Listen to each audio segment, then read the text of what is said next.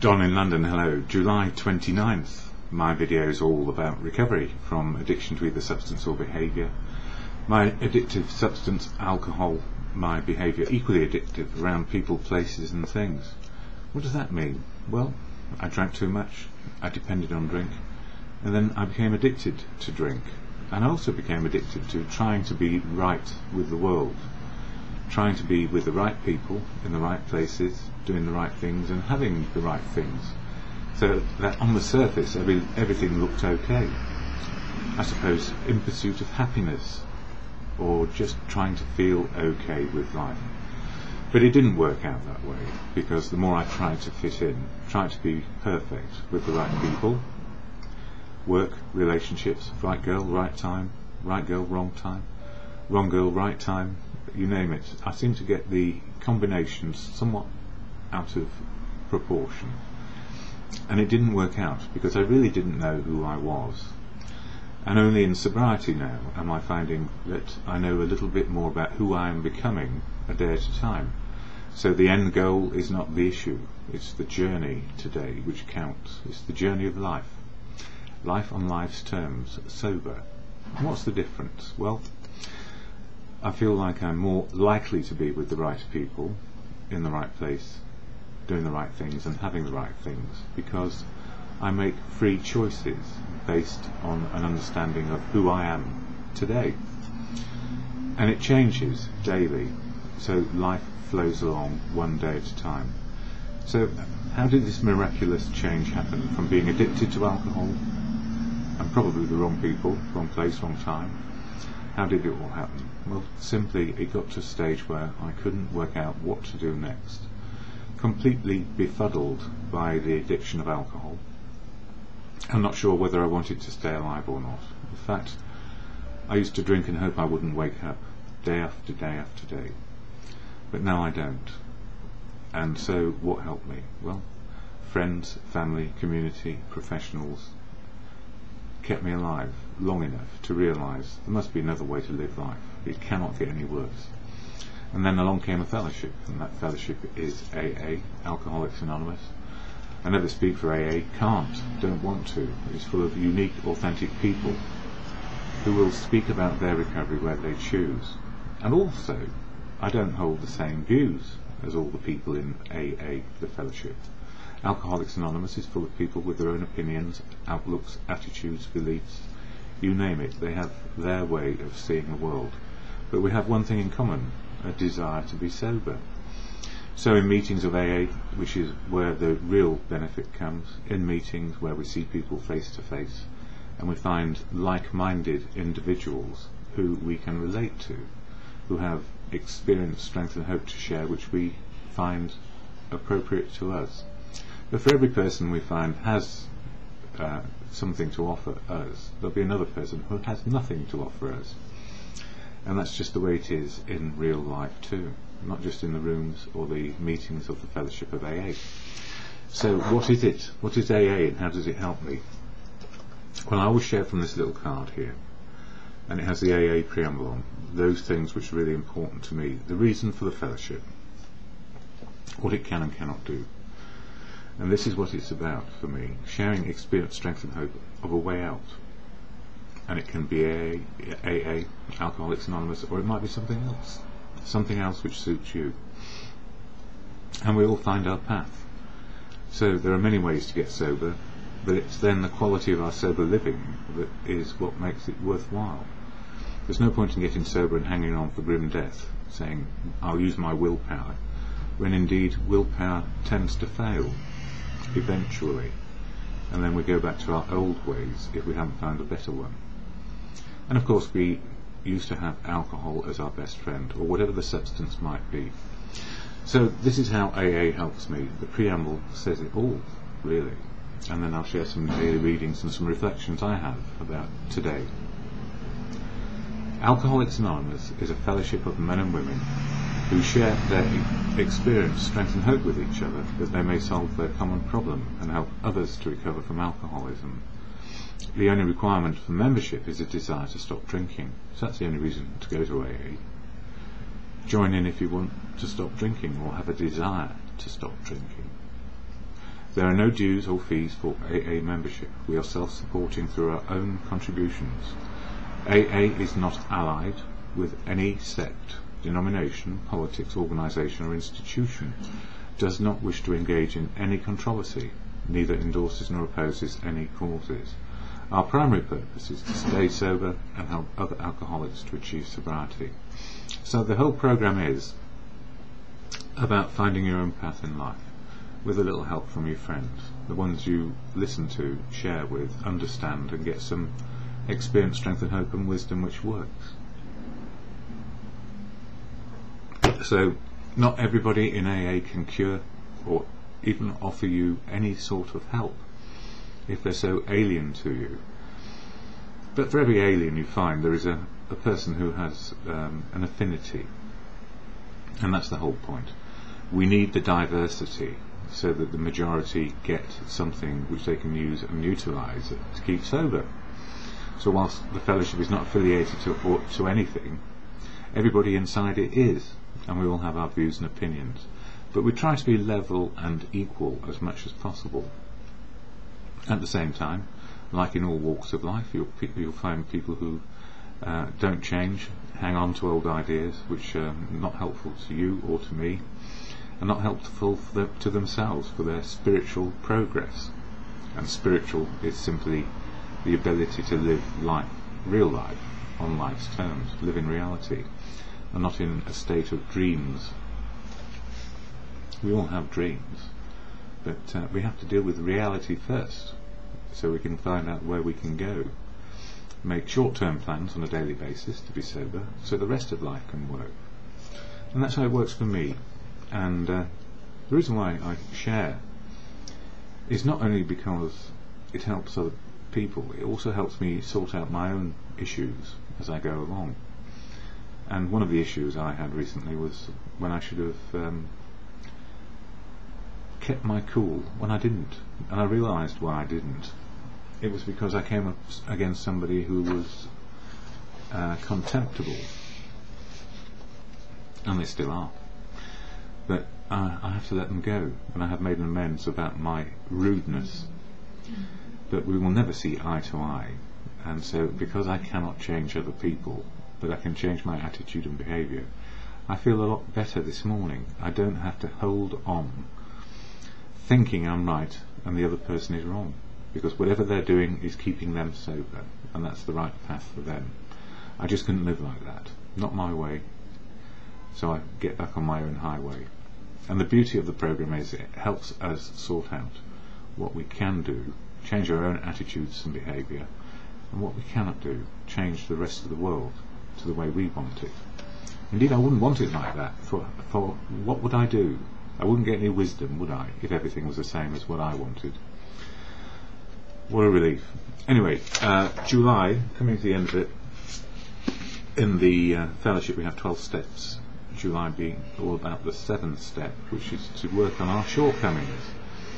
And my shortcomings are not enough faith, courage or confidence. Those are the main things.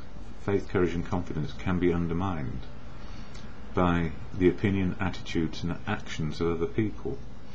And then I have to look at what I'm doing and be sure of what I'm doing and why I'm doing it. So I'm improving. I get better courage, faith and confidence by sharing about it, and also sharing with people who give me helpful feedback.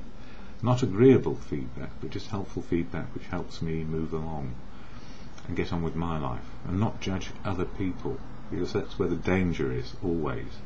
We get a 12-step program which is beautifully tailored to self-development, but it also offers judgmental opinion and attitudes about other people.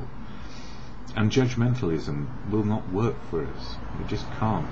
It just gets us into all sorts of problems, working backwards into old thinking and feeling. So the daily reflections really helps me on a daily basis keep in touch with the 12-step program, either when I can't get to meetings or when I'm doing my daily reflections in the morning, because that's what it is, a daily meditation to keep my outlook open, honest and willing. And it's so easy to go off the boil because there's so much out there that can trip us up. The AA Daily Reflections, all about Tradition 7, and in that book this is what it says: Anonymous Gifts of Kindness for July 29th. As active alcoholics, we were always looking for a handout in one way or another. And if you think about it being an emotional and spiritual program, the handout in the emotional stakes was often wishing we were loved, and the spiritual aspect was that reality would suit us. So the handout was wanting it our way, when in fact it's thy way, the very many on the highway, that we need to be included in, so we can travel and find our own unique path in that. The challenge of the 7th tradition is a personal challenge, reminding me to share and give of myself.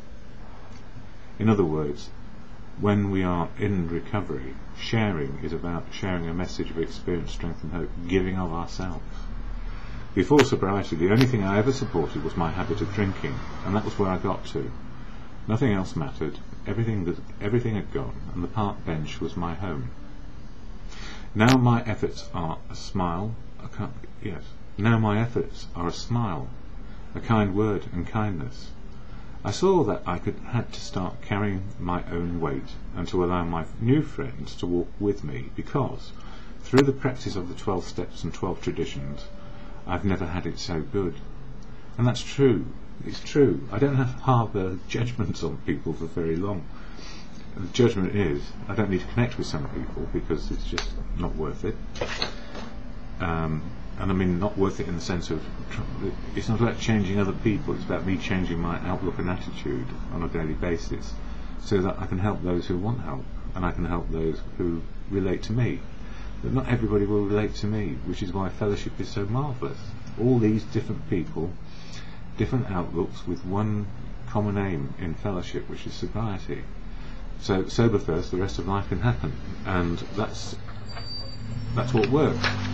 But to get to that point of happiness, that it's okay to be me and it's okay to be you, and know the difference, know where the dividing line is, can be quite difficult in early days, because we're still frightened to confront any sort of conflict. And what I found in recovery is, it took me a while to understand conflicts arise because we are different people, but it doesn't mean we're wrong, and it doesn't mean we have to be right and they have to be wrong. We just need to be able to cohabit, if you like, coexist. Or we will never value diversity, and will never make progress, because we will always be at war with one another. So some of my thoughts, today's thoughts: amends are difficult, made because we need our own part. We need to own our own part in matters. In other words, what did I do which made the situation worse? In recovery, amends made may not yield, and often cannot yield, mutual understanding. And so it was in recent times for me. We let go and accept the steps work for us, not them. In this case, they work for us in doing the amends, but it's not about them reciprocating. Yes, they work for us and not them, whoever them may be. And the truth is, for every person we meet who is agreeable, we'll probably meet someone equally disagreeable because of what they do and how they work it out. I like it that way, because it means people are growing on their own path. And please stop me from judging them, if there is a way. I will judge a bit, but then let go, forgive everything, because if we hold on, we're in trouble. We're trying to control other people when all we need to do is work out what's best for us. Let go soonest, and not get involved in long argumentative looks and feelings. It doesn't work. There's no point. So last night at a meeting I heard the chair. The chair last night reminded me of times past. Alcoholic and addicted to love, especially heartbreak. And I know this. I was so in love with people, and they didn't know it. And if they did know it, they'd be so overwhelmed that they couldn't live up to whatever it is I thought they were. And who was I, anyway? Languishing, heartbroken. But somehow I seemed to be addicted to the heartbreak as much as anything, because it was familiar, a familiar feeling, which then allowed me to justify oblivion through drink. Horror. If I hadn't been drunk, or hadn't been bitter and twisted about life, or felt that I understood love, so why wouldn't they love me back like that? It doesn't work. I could let go sooner rather than later if I had not been so wounded on life, and then developed an understanding and loving relationship maybe with somebody else sooner rather than later, letting go those people, no matter how much I was attracted to them, letting them go because they just had a different outlook, and no matter what I might say, I couldn't change their outlook, even if I compelled them some way or other. You can't make people be another way. People are just as they are. So early days sober, letting go not only the drink, the old thinking and feelings, and letting go all those things, letting go booze and the feelings and the thinking, a vast emptiness inside followed. Then letting in the new feelings and new attitudes and behaviour, a wealth of wonderment as reality hit home. And it is wonderful, the wonderment. I mean, I saw people last night I haven't seen for a good amount of time, celebrating much more sobriety than me, and learning life every single day, because the 12 steps only work one day. That's today. They won't work in hindsight, really, although we do have restitution to make along the way, and that comes in all shapes and forms. But for me, just listening to people share about their lives and what's going on, and sometimes people don't get to share when they would like to, and that was sad last night. It was unfortunate. So there is wonderment in reality today. And from another year, anonymous, fellowship offers sanctuary to find the truth of who we are, and who we are becoming today. A sponsor, that's somebody who may help you, may be sought to learn the steps when we ask for help. So sanctuary, under the banner of anonymity, affords us the luxury to find out what the truth is of ourselves and learn the truth from other people. And a sponsor is there to help with learning what these 12 steps of living are, how they live in reality one day at a time. Sponsors may become friends, and we find friendship where there is common interest, just like life. No dogma in fellowship unless we make it so, and there can be a lot of sticking to what may be considered good practice, when in fact it gets in the way of progress. So we always have to look at what we're doing in relation to these 12 steps, and also the 12 traditions. And from another year, open, honest anonymity and gossip. Truth is spiritual, sets us free. Our fellowship a spiritual kindergarten, which means we're all learning. When we stop drinking, we start learning more mature feelings and thinking. Yes, learning the truth of who we are is a daily revelation. We see a lot, hear a lot, and learn a lot about ourselves and our fellows. I can share the truth of me and not about you. So I can't share the truth of what other people are or do, or by name. It would just be wrong. Progress, not perfection. We keep on learning just for today. And again, why don't I refer to people by name? Why don't I refer to situations in a very straightforward way? Well, sometimes it can be unhelpful, because I don't want to break anybody's anonymity. Life is hard enough, and anonymity is sanctuary to find the truth of who we are. So if we can find the truth of who we are from each other, what we see is what we get. That is a learning process. But if I was to say go to AA and you will be fixed, that would be promotion and completely unhelpful to you and untrue. Progress, not perfection.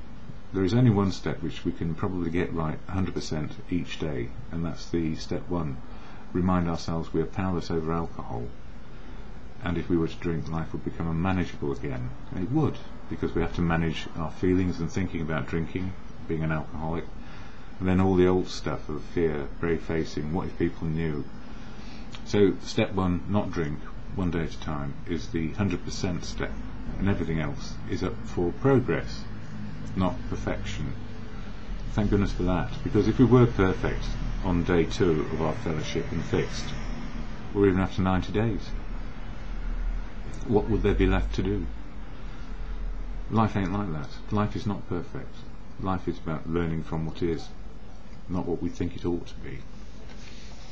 And I need to learn that every day through the serenity prayer, which is the can do, can't do, wisdom to know the difference bit at the end of my videos.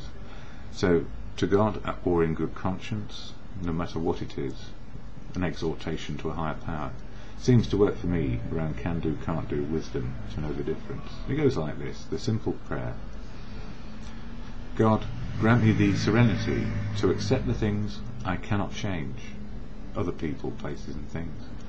Courage to change the things I can, my attitudes and behaviour, keeping it open and honest and willing. And the wisdom to know the difference. So, to accept the things I cannot change, courage to change the things I can, and the wisdom to know the difference in the moment and just for today.